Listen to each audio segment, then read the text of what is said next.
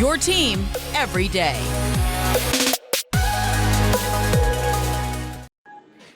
Welcome back to Locked On Spurs on the Locked On NBA Network. I'm your host, Jeff Garcia, Spurs writer for Kens 5 San Antonio. Glad to have you back. Hope you're having a great work week. It's wrapping up, so hang on in there. The weekend is ahead. What are we talking about today? Our guest, Michael Jimenez of San Antonio Spurs Stars Halftime, brought up a good discussion point recently, and I'm basically just stealing it from him to talk about this today on Locked On Spurs. The question is, should the Spurs be already aiming and starting to break ground on a new arena now amid the whole hullabaloo about the Spurs and Austin and games away from the AT&T Center, them looking for money, keeping the Spurs in San Antonio, all that good stuff? I think it's a very, very good question. Michael, welcome back to Locked On Spurs. Glad to have you back. Man, that was a damn good idea, man. Well, I hope so. I just want the city of San Antonio and Bexar County to be proactive about keeping the Spurs, because the more I think about it, the Spurs really need something big. We need a big overture towards them. Right. To convince them to Right. stay. And I know they're saying, we're not going anywhere, Spurs aren't going anywhere, don't worry. But I'm still worried because I've seen that letter before. Mm-hmm. Okay, Yeah. I'm a former Houston Oilers fan. The Seattle Sonics got the same letter. So it's just one of those things where I know that it calmed the fears of many, but to me, it set off a lot of red flags. Yeah, and let's not forget this too. Didn't the people of St. Louis get the same letter too? And then the Rams took off to LA? Exactly. Well, what else is he supposed to say? Is he really going to say, well, yeah, we'll kick the tires on Austin. We're looking at them as a possibility. There's no way in the world that they would say that, because they have no place to land. There's no other place for them to go. But the moment that there is some place to go, that's when things get all crazy. But the fact of the matter is that, he had to issue that letter out because Bexar County forced him to do so. Mm-hmm. He had to get that letter out and say what he said, because what else would he say? And, just because they said that doesn't mean that we don't know if there's anything going on in the background. And I'm not trying to call him a liar or anything like that, but what I am saying is that we don't know the inner workings of the whole thing. And the fact of the matter is that the whole family does not control the Spurs. They're just the highest stakeholder. But they do not own more than half. And because of that, I'm still worried. Man, you shot out of a cannon right here on Locked On Spurs. You just leapt in head first on this topic. Make sure to follow Mike on Twitter at MikeESPNSA. He'll talk to you more about his show, Halftime, which is a very, very fun show. Everybody should be tuning in. Again, he'll talk about that in a few minutes. But yeah, the arena. I think that is going to be the next big topic to hit the San Antonio residents, the community. Michael, I joked in the last episode of Locked On Spurs saying, oh, if you think this topic was dividing about the Spurs playing games away from San Antonio, wait till they ask for a brand new arena and they ask the people of San Antonio to help foot the bill. I think that is going to explode bigger than what we just recently saw, Michael. Yeah. So why wait for them to ask? Why not present some solutions to them is what I'm saying, because that'll be a divided issue here in San Antonio. But the fact of the matter is that typically these things are paid for by tourists, or at least a good chunk of it is, with various additions to sales tax and whatnot when it comes to hotels and things like that. But, when you look at it, the Spurs got rid of the Hemisphere Arena back in the day. Hemisphere Arena was only 27 years old when they got rid of it. Okay? And now, this fall, the AT&T Center, or whatever it's going to be called in the future, turns 20. So there's only a 7-year difference between when we kicked the Hemisphere Arena to the curb compared to now. And these arenas don't manifest themselves overnight. There is land that needs to be purchased. There is designs. There's an approval process when it comes to all this. It takes a long time to create something. Think about it like a movie. From the script to it going to the theaters takes years. And that's what needs to be done when it comes to this arena, is that if we want an arena for the Spurs in the year 2030, 2028, well, that land needs to be purchased now. Those designs need to be put in place now. It needs to be approved now. The funding needs to get going. And that's the whole process, because what I don't want is for 2032, when the lease ends for the Spurs at the AT&T Center, what I don't want is for us to have this debate then. Right. And we've been the Spurs to stay an extra year at the AT&T Center, when at that point it would already be, 30 years old? Yeah. And again, we know that is on the horizon. We know that is coming out. And look, if for some reason the city says, you know what, you're not going to foot the bill, hey, look what they got. They got a nice fan base in Austin to move to, with a brand new Moody Center that just recently opened up. Now, obviously, the Moody Center is not big enough seat capacity wise for an NBA team right now, but I'm sure Austin, all that money out there, can make renovations. But as far as the AT&T Center is concerned, if you go to it, I mean, you've been there, I've been there. I think a lot of our listeners have been there too, Michael. It's not bad. It's okay. It's not, it's not Barclays Center, but it's not bad. For me, the issue is with the AT&T Center is where it's at. It's in the middle of nowhere on the east side of San Antonio, Michael. Yeah, okay, so the game watching experience is fine. Okay, the 48 minutes of the game, that's perfectly fine. The seating, the capacity, all good. Okay, the concourse and whatnot, concessions, I'm fine with. Okay, it can be better, but it's actually not bad. The experience of the actual game itself is fine. But the actual experience of the entire evening gets wrecked by the fact that there's nothing else to do there and nowhere else to go. When the AT&T Center, or back then was called the SBC, when that was built, it was built with the intention of bringing business over there. And right now, it is a barn in the middle of nowhere. There's nothing to attract anybody to stay in that area. And, I take a look, I've gone to Dallas Mavericks games. I've checked out the area where the crypto is in LA. Houston, where the Rockets play. I've been to New Orleans, where the Tropical Smoothie is, right? You go to all of these different places, and you can party before the game, check out the game, then go get dinner, maybe dance, listen to some music, get a band. All of this stuff around there. It's a party atmosphere, and the game is just a part of it. What do we have in San Antonio? We have Rock and Brews, and that is it. Yeah, for those who, $12 beers. Yeah, for those who don't, $12 beers. Yeah, for those who don't know, Rock and Brews is basically kind of a backyard experience / a little bit of a bar experience after each game at the AT&T Center. Basically, if you want to stay after the game, there's a little section for you to party and drink it up.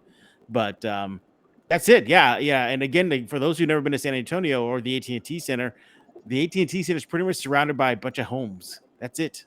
A bunch of homes there. I think there's one industrial park across the street, but it's an industrial park. That's it. I mean, it's tough to get there.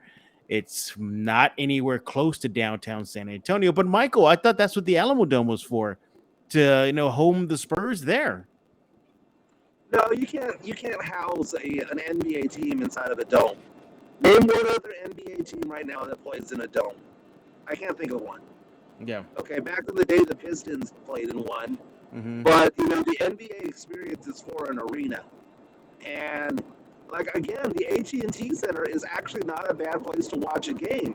So one of two things need to happen. You either build a stadium or build an arena where civilization is, where the businesses are and people can enjoy the experience. I mean, what's the nearest hotel to the AT&T Center? Good Lord. I mean, I think it's a Night's Inn, a Motel 6, something like that. How inconvenient is it to watch the Spurs? And then on top of that, I got an Uber over there. Then if you're a tourist or even if you're just wanting to watch the game, you got an Uber there, Uber back, and there's nothing to do over there. Nothing. It's a terrible experience because, again, you go to the game is fine. But I don't think that San Antonio residents or Spurs fans understand that that is not how it works elsewhere. Where it works elsewhere is you go to the game, then afterwards you grab something to eat nearby, you hang out, you pregame, you check things out, you go to the stores over there. There's high-end bars, high-end restaurants, high-end all things over there. And we're not used to that because we don't know that that's how it goes. But if you are a Spurs fan, go to a Mavericks game and see how they turn part of that into a nightclub at the end of the night. Go to a Rockets game and see that you could actually walk to a hotel room. Mm-hmm. You could actually walk to a nice restaurant. You could walk to a bar of all types. You know, there's hip hop there, there's country there, there's rock there. You know, go to LA, which by the way is only about 1 mile from South Central LA, right? Mm-hmm. Where there's a lot of gang activity. And guess what? They still have all those high-end restaurants and bars and whatnot right next to the facility. Mm-hmm. It needs to be an experience. And right now, you take a look at what the city of San Antonio did. What did the city of San Antonio do? They bought the cheapest land possible. Yeah, You know, they did. and that's exactly what it was. Yeah, and it was a lot of promises that were never kept. You know, by now it should have been everything that you're talking about around that neighborhood. It never happened. Remember the whole promises of hotels and eateries and restaurants and bars in that area of town? Never happened. Never happened. We are It's with an Mike. absolute failure. Yeah. Absolute failure of city and county leaders dating back 20 years. We're talking with Michael Jimenez right here on Locked On Spurs, and he's on fire right now. He's on a soapbox talking about the Spurs and a future arena. But before we continue our chat about that, let's talk about BetOnline. Our partners at BetOnline continue to be the number one source for all your betting needs and sports info. You can find all the latest odds, news, and sports developments, including this year's basketball playoffs, Major League Baseball scores, fights, and even next season NFL futures. BetOnline is your continuous source for all your sporting wagering information, from live betting to playoffs, esports, much, much more. They even have lines on whether or not Popovich will be back next season. Head to the website today. Use your mobile device to learn more about the trends in action. BetOnline, where the game starts. We're back with Michael Jimenez right here on Locked On Spurs, and he's ranting, he's raving, he's all about the Spurs need to get an arena, a new arena right now. All right, Michael, let's talk about this then. What about just fixing up the arena? You know, adding more modern modifications to it, perhaps maybe opening up a bar or two on the on the grounds. I mean, I'm pretty sure Bear County would be okay with that. Or are you still adamant that the whole arena experience needs to be in downtown San Antonio? Are you talking about putting lipstick on a pig? Come on. Yes, I am. I am. No. How about implode the Freeman Coliseum and put something there? Put some restaurant there. Put some condos there. Put something that will attract people to, encourage business development over there, because it's just a barn. That's all it is. I mean, literally in Coliseum and everything behind it is. It's a literal barn because of rodeo. But it's not going to, the AT&T said not. No, nothing about that area of town is going to keep them there. Yeah. Because money does not want to go to the AT&T Center.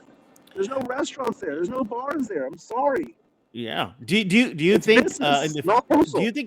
do you think in the future an arena could be somewhere in between San Antonio and Austin? Do you think that's a viable option? You know what? I hear everybody say that, and that is not going to happen. It is not going to be in New Braunfels. It is not going to be in San Marcos.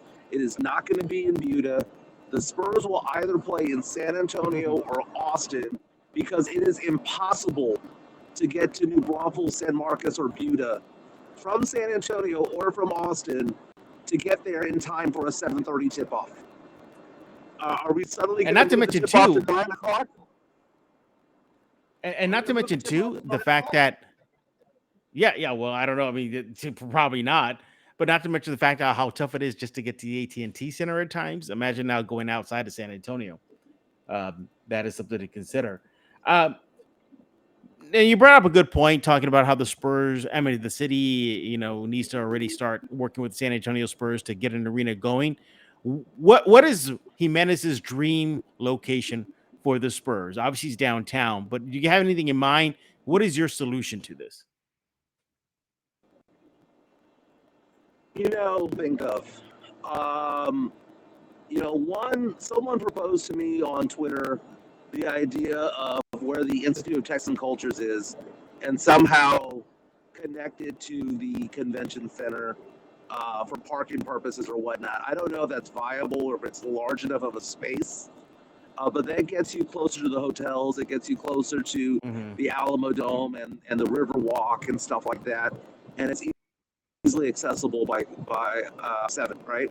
Mm-hmm. Another one is La Cantera, going towards where the Spurs facility is going to be, the practice facility and whatnot Mm-hmm. that they're breaking ground on. Is there enough space out there? I know that there's golf courses out there, so is there enough space out there to attract or to be able to build a stadium there? Lastly, another place, if you want to get it closer to Austin, but still be part of the San Antonio area, um, I'm thinking that whole area around Retama Park. Okay. So it's San Antonio area, San Antonio-ish. What is that, Live Oak? Is that Sola, that area? In that area where it's a San Antonio suburb, but at least it's on 35, so that if there is a need for people or desire for people from Austin to come watch the Spurs, at least they don't have to meander through the city. They can Mm-hmm. jump in and jump out. Right. The problem with that area is over there. At least with La Cantera, Yeah. you're close to Fiesta, Texas, and relatively close to SeaWorld. And there's a lot of hotels, and there's obviously a lot Right. of what's it called? And A lot close to of, where you live too, so that'll be restaurants. pretty convenient as well. Oh yeah, it will It'd be be close to you where convenient. you Yeah. live. Yeah, it'd be very convenient for you. But yeah, I mean, look, this is in my opinion, I think this is going to be the next big topic among the community and Spurs fans is a new arena. We know it's coming. We know it's coming. I think the first step is going to be the Spurs asking for help footing the bill for renovations, but ultimately, I think it'll come down to a brand new arena. Where it's going to be, that's going to be a huge debate. And I think you're right. I think where the AT&T Center is at currently is just a bad spot. And you look around that area too, Michael. There's a lot of space. Like the AT&T Center is like plopped in the middle of just parking lots, basically, right? I mean, that's all it is. Right, and I mean, keep in mind, I mean, the problem that you have with it is that I would go on to say that probably 95% of the people that are at the AT&T Center to actually watch the games are not coming from that side of town. We have to travel to go there. And, go into a Spurs game, it's a pretty penny, man, even if you're having the Mhm. cheapest seats, Yeah. and unfortunately, I hate to talk about socioeconomic stuff as well, but that's not where the fans are coming from that are at Mm. the actual game. So you gotta build it where the fans are. And where's the money in San Antonio? The money in San Antonio is on the north side. It's on the Mhm. northwest side. It's in other areas of town. Now, if you're not going to go where the money is, at least put it where the tourists are, and that's central. That's the middle part of the city, closer to downtown. Mhm. Yeah. But putting it on the I east side was not the wisest of moves. I can tell you from experience, going to Nets games out in New York City for the Brooklyn Nets. I mean, you step out of that arena and it's just like, all right, it's showtime. Pick a spot. Where do you want Yeah. to go? It's thriving, it's bustling, it's everything. You want to go shopping? There's a mall across the street. You want to have drinks? It's It's peppered with bars everywhere. Same thing with MSG, Madison Square Garden. You're in the heart of New York City. You're in the heart of Manhattan. What was there to lose? if San Antonio wants to stop being looked at as a small market, it needs to stop acting like a small market. Oof. It's you, Jimenez, man. Jimenez was so fired up about this topic. He's in his car right now driving. He had to get it off his chest. everybody right now. And if you're hearing his audio, sounds like he's driving. That's what's going on. Hey, we're gonna wrap up this topic with Michael Jimenez in just a few seconds. But this episode was brought to you by Rock Auto. With the ever-increasing number of makes and models, it's now possible for your local chain auto parts store to stock all the parts you need. Don't go into those long lines at your local auto parts store. You have computers with access to rockauto.com at home and in your pocket on your cell phone. Save time and money when using Rock Auto. Rock Auto is a family business serving do-it-yourselfers for over 20 years. Rock Auto prices are reliably low for every customer. Go explore their easy-to-use website today. Find the solution to your auto part needs, and they have everything you could need, from brake parts, tail lamps, motor oil, and even new carpet. Go to rockauto.com right now. See all the parts available for your car or truck. And when you go there, write Locked On in their How Did You Hear About Us box so they know that we sent you. An amazing selection, reliably low prices, all the parts your car will ever need. rockauto.com. All right, let's wrap up our chat with Michael Jimenez with San Antonio Spurs Stars halftime. He'll tell you everything about his show in just a few seconds. Your final thoughts on this topic, because I think some of the younger Spurs fans are about to get this experience about the team looking for a new arena. You and I, we've been through it. Remember how hotly debated it was back in the day before when it was all the SBC Center. It was dividing. I remember. It was very like, where are we going to put it? Who's going to foot the bill? And all the empty promises that were never fulfilled. Michael, do the younger Spurs fans, do they got to brace for something similar? Or do you think this will be a very easy transition to a new arena in San Antonio? No, man, there's a segment of society who is forever against anything that is progress related or cost them an extra penny for whatever they make. There are people who are against bond proposals for schools, for crying out loud. Think about that. There are people who vote against the building of schools. There are people who vote against hospitals being built. There are people who vote against roads being fixed because they don't want their taxes to go up by a penny. It will obviously be a battle, but that is where you try to get a collaborative between public and private financing. Part of it possibly from the team itself. Yeah, Michael Dell. It is going to be a battle, because, and I understand part of the argument where they're saying, where people will say, why would we give billionaires a place to work, a place to do things? But that's how things work, man. How do you think Austin attracts communications companies and the Dells of the world and whatnot? It's not because they have 6th Street. It's because they offer them incentives to be there. You got to pay to play, and it's gonna cost.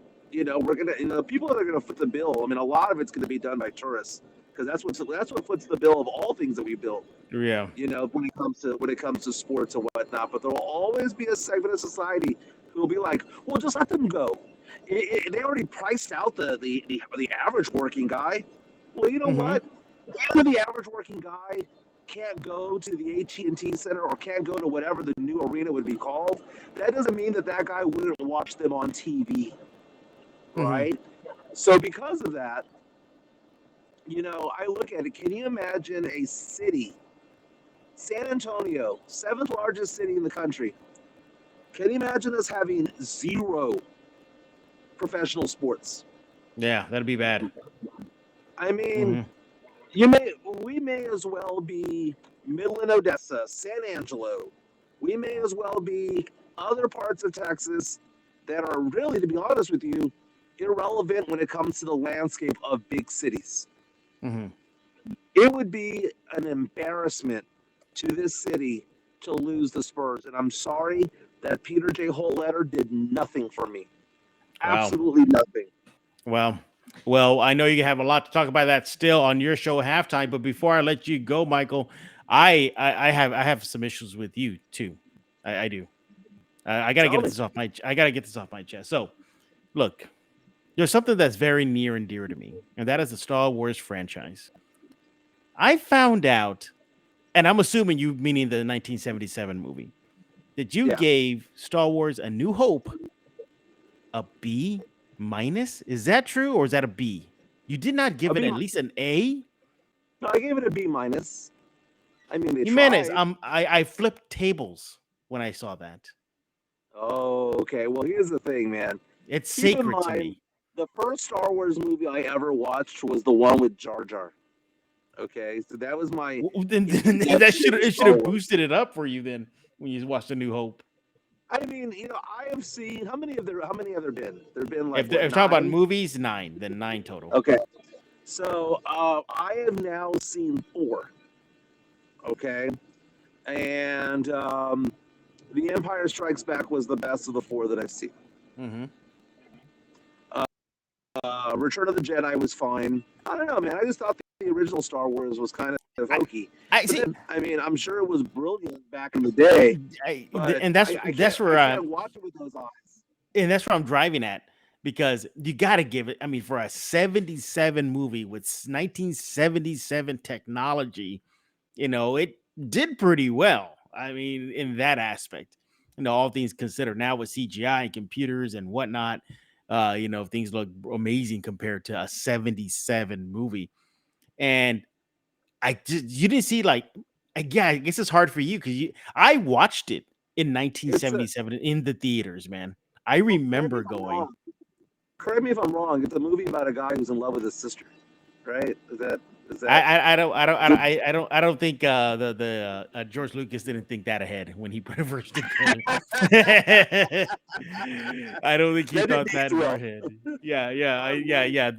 The kissing scene in Empire Strikes Back was very cringy, but Yeah. but no. Jimenez gives a lot more movie reviews. What do you got cooked up for halftime as far as movie reviews? Just what is going on with your show halftime or at San Antonio Sports Star? Yeah, so halftime comes out from 12 to 2. I might have been fired up today, but honestly, and you can attest to this. Typically, I'm a very lighthearted, fun show. Yeah, you are, man. You were just Sports, fired. Yeah, you're fired up today on Lowe's. yeah, so sports and pop culture and nostalgic things. And so Wednesdays I do a nostalgic movie review because I didn't watch a lot of movies growing up. So I tend to watch movies that everyone has seen except for me. Um, people are asking me to dive into the 90s. Carlito's Way is one that people are asking me to do. Yeah. People want me to do some gangster movies, maybe The Departed, something like that. I did Raising Arizona this week. Gave that one a B, a regular B.